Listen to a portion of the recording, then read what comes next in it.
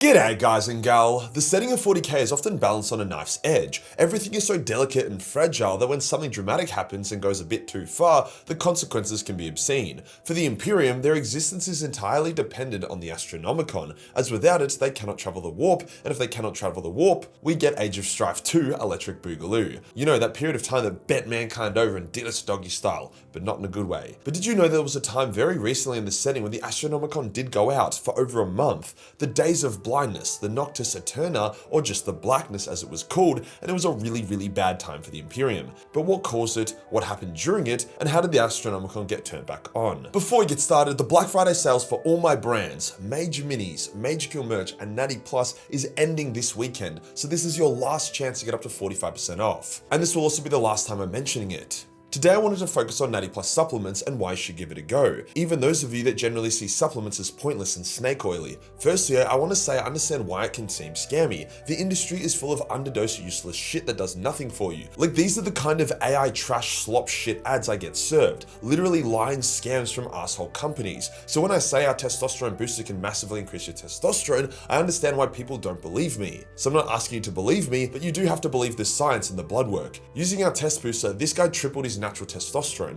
going from literal female levels to within the reference range. This guy experienced a 30% increase, bringing him from below to into the reference range. JC got a massive 77% increase in testosterone, which he reported helped him break PBs in the gym. A mate of mine says he now can't stop jerking off while he's taking it. I'm not gonna lie to you and say I'll make you look like Arnold, but all of our ingredients are science-backed, no snake oil, which is why we have the proof that it works. Show me another company where the reviews are full of blood work and proof. Our entire range is based off this philosophy. The liver support is amazing if you're a drinker, estrogen reduction is essential if you're on TRT, blood sugar management is a must-have if you're trying to lose weight, the sleep support is fucking incredible, I struggle to sleep and this knocks me out, and I have some of the deepest sleeps of my entire life. With everything being up to 45% off, there has never been a better time to try, even if you're a skeptic. The right supplement at the right dose in the right context can have a massive positive effect on your health and how you feel, so if you're even a little bit curious, give it a shot, you won't regret it. Link is below. Today we'll go over the days of blindness, the Noctis Eterna, or the blackness as it might be called, which is the period of time where the Astronomican went out. Let's get into it.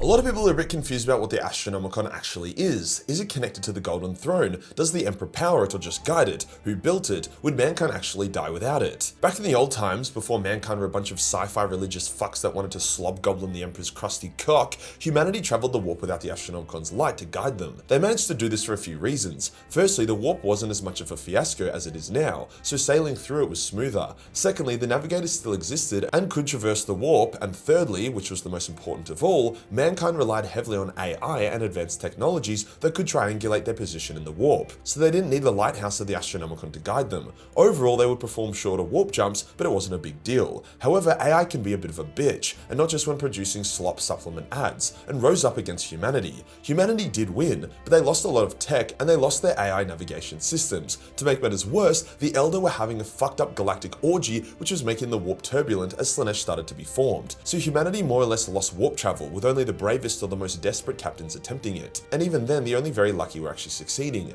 The Mechanicum of Mars sent out the occasional colonization fleet, but only after extensive calculations, and only then not many survived to create new distant forge worlds. For the next 5,000 years, humanity would eat shit as all worlds were cut off from each other. Many did manage to survive and even thrive, having self-sufficient worlds. Others, like mining worlds, were fucked, as now there were no food shipments coming in. It was a terrible time. When the Emperor began to rise, he needed a few things for galactic domination: a huge fleet of ships, a huge ass army, and a method of taking that fleet and army around the galaxy. So while he made his space marines and gaslit Mars into serving him, he also needed to create the Astronomican. It took a fucking shitload of labor, resources, and science, but the Emperor did it, creating the Forbidden Fortress on top of the Hollow Mountain, which housed the Astronomican, making it the single largest structure on the planet until the Imperial Palace was built afterwards. That's right, it was so important that the Emperor built it before even starting to build the palace. Now, as the building was fresh and the Emperor was powerful and vital, he was able to power the Astronomican with his own psychic might directly, from anywhere in the galaxy. He didn't need to be sitting on the Golden Throne to do so. Yes, I'm pretty sure it still needed the astropathic quiet for it to function correctly, but Big E was hard carrying it. However, it was implied that constantly powering the Astronomican from across the galaxy was taking a toll on the Emperor and explained some of his moments of weakness, such as when that orc managed to grab him and started crushing him before Horus intervened. Now, the Astronomican would go out at least once before the time of blindness in the current setting, when the traitors invaded Terra at the end of the heresy. They attacked the Astronomican Astronomican killed the choir and then let a demon possess the mountain, turning it off. Through a massive effort of Core Swain and the Dark Angels, they managed to retake the mountain, but were struggling to figure out how to turn it back on. Their librarians were using forbidden and calibanite magic and were starting to slowly figure it out, but every time they started making progress, chaos would sabotage their efforts. It was only when millions of Imperial refugees entered the mountain and joined together in prayer and song did their combined psychic presence ignite a spark which reignited the beacon, at the cost of killing like 90% of them. That was honestly one of the coolest scenes in the End and Death Volume 3. Everything was fucked, then suddenly the hollow mountain relights and it's hectic, but then it goes dark again.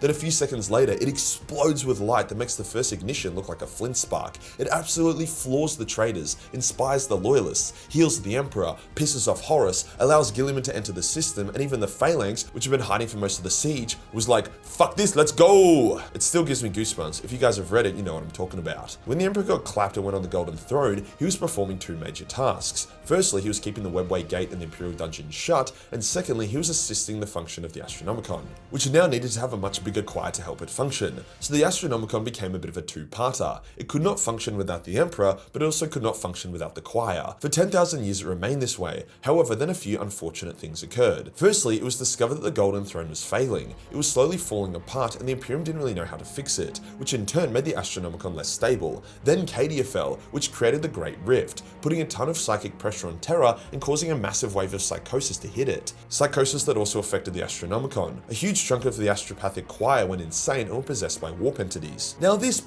probably could have been contained, however the master of the choir, a dude called Frank, no that's not a joke, tried to do a cover-up of the outbreak. Instead of setting out an urgent distress signal, he basically tried to sort it out himself, which wasn't going super well. An inquisitor called Crowl and his retinue had caught on to Frank being a shady fuck and investigated it themselves, finding the Astronomicon nearly overrun and calling for backup in the form of the Imperial Fists. Frank tried to actually murder the Inquisitor to help with the cover-up, but the Astronomicon was so destabilized that the Inquisitor managed to get the upper hand and kill Frank. At a similar time, the rest of the choir's brains melted and the Astronomicon went out. Now Frank did seem pretty confident that the crisis could have been contained or averted, however he put so much effort into cover up his tracks as opposed to getting help from the Custodes, Imperial Fists, or Sisters of Silence, who could have quickly purged the mountain and then quickly brought in tech priests and new astropaths. So by the time help arrived, shit was too far gone. However, there is also a solid chance that the opening of the Great Rift would have caused an Astronomicon blackout no matter what. Thus begun the days of blindness, 33 days of no Astronomicon, meaning no genuine warp travel for the Imperium.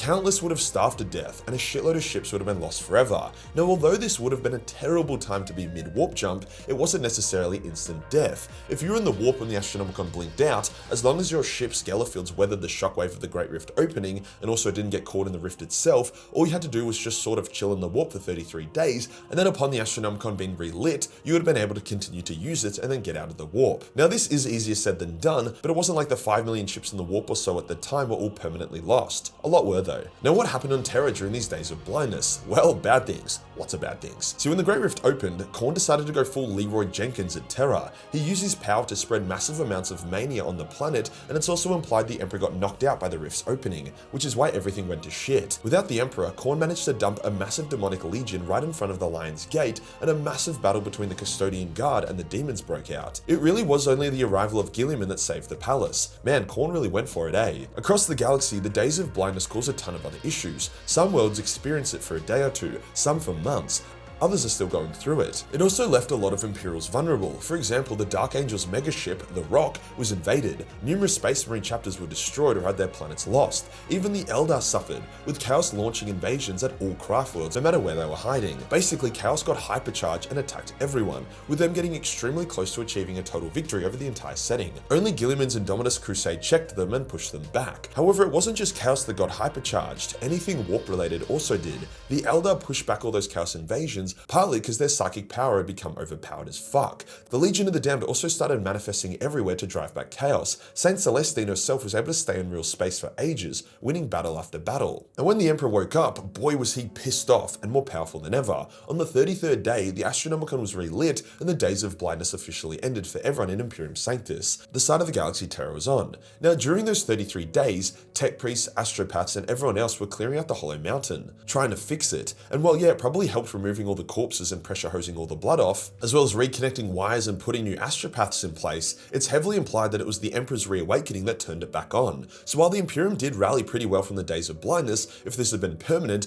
everyone would have been fucked. No Indominus Crusade, no Imperial counterattack, the Astronomicon is extremely important. If you enjoyed the video and you want to support the channel, then pick up a Natty Plus supplement, give it a shot, this is your last chance to get it for up to 45% off. Hit the subscribe button and hit the real subscribe button for more blind content. Join the Discord for more memes and I'll see you in the next one. Peace.